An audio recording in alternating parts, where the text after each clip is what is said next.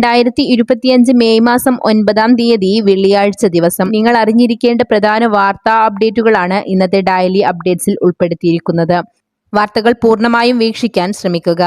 സംസ്ഥാനത്ത് ഒറ്റപ്പെട്ട മഴ തുടരുമെന്ന് കേന്ദ്ര കാലാവസ്ഥാ വകുപ്പ്. ഒറ്റപ്പെട്ട ഇടങ്ങളിൽ ഇടിമിന്നലോട് കൂടിയ മഴയ്ക്കും മണിക്കൂറിൽ 40 കിലോമീറ്റർ വരെ വേഗതയിൽ വീശിയേക്കാവുന്ന ശക്തമായ കാറ്റിനും സാധ്യതയുണ്ടെന്നാണ് കാലാവസ്ഥാ വകുപ്പ് അറിയിച്ചിരിക്കുന്നത്. മെയ് 13-ാം തീയതിയോടെ കാലവർഷം എത്തിയേക്കുമെന്നാണ് കാലാവസ്ഥാ വകുപ്പിന്റെ വിലയിരുത്തൽ. അതിനിടെ കള്ളക്കടൽ പ്രതിഭാസത്തിന്റെ ഭാഗമായി വെള്ളിയാഴ്ച രാത്രി 8:30 വരെ ആലപ്പുഴ, തിരുവനന്തപുരം, കൊല്ലം, എറണാകുളം, തൃശൂർ, മലപ്പുറം, കോഴിക്കോട്, കണ്ണൂർ, കാസർഗോഡ് തീരങ്ങളിൽ ഉയർന്ന തിരമാലകൾ കാരണം കടലാക്രമണത്തിന് സാധ്യതയുണ്ടെന്ന് ദേശീയ സമുദ്ര സ്ഥിതിപഠന ഗവേഷണ കേന്ദ്രം അറിയിച്ചു.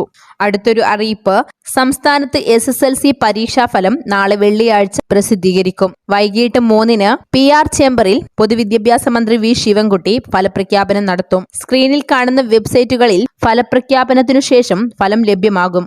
THSSLC, AHSSLC എന്നിവയുടെ ഫലവും ഇതോടൊപ്പം പ്രസിദ്ധീകരിക്കും. കേരളത്തിലെ 2964-ഉം ലക്ഷദ്വീപിലെ 9-ഉം ഗൾഫിലെ 7-ഉം പരീക്ഷാ കേന്ദ്രങ്ങളിലായി 4,27,021 പേരാണ് ഇത്തവണ SSLC പരീക്ഷ എഴുതിയത്. കഴിഞ്ഞ വർഷം 99.69% വിജയം. അടുത്തൊരു അറിയിപ്പ്: കുഞ്ഞുങ്ങളിൽ പേവിഷബാധയേറ്റുള്ള മരണങ്ങൾ വ്യാപകമാകുന്ന സാഹചര്യത്തിൽ 2 വയസ്സിന് താഴെയുള്ള മുഴുവൻ കുട്ടികൾക്കും 3 ഡോസ് ആന്റി റാബിസ് വാക്സിൻ നൽകണമെന്ന ശുപാർശ സർക്കാരിന്റെ പരിഗണനയിൽ. B. ഇക്ബാലിന്റെ നേതൃത്വത്തിൽ സർക്കാർ രൂപവൽക്കരിച്ച വാക്സിൻ നയരൂപവൽക്കരണ സമിതി സമർപ്പിച്ച റിപ്പോർട്ടിന്റെ ചുവടുപിടിച്ചാണ് ചർച്ചകൾ. കേരളത്തെ റാബിസ് ബാധിത പ്രദേശമായി കണക്കാക്കി കുഞ്ഞുങ്ങൾക്കുള്ള സാർവത്രിക വാക്സിൻ യജ്ഞത്തിൽ ആന്റി റാബിസ് വാക്സിനും ഉൾപ്പെടുത്തണമെന്നാണ് സമിതിയുടെ നിർദ്ദേശം. 1-ാം ദിനം, 7-ാം നാൾ, 21 അല്ലെങ്കിൽ 28 എന്നീ ദിവസങ്ങളിലാണ് വാക്സിൻ നൽകേണ്ടതെന്നാണ് സമിതി ശുപാർശ. അടുത്തൊരു അറിയിപ്പ്: രാജ്യത്ത് റിസർവ് ടിക്കറ്റ് എടുത്ത് യാത്ര ചെയ്യുമ്പോൾ തിരിച്ചറിയൽ കാർഡ് നിർബന്ധമാക്കി റെയിൽവേ. പഹൽഗാം ആക്രമണവുമായി ബന്ധപ്പെട്ടാണ് നിർദ്ദേശം.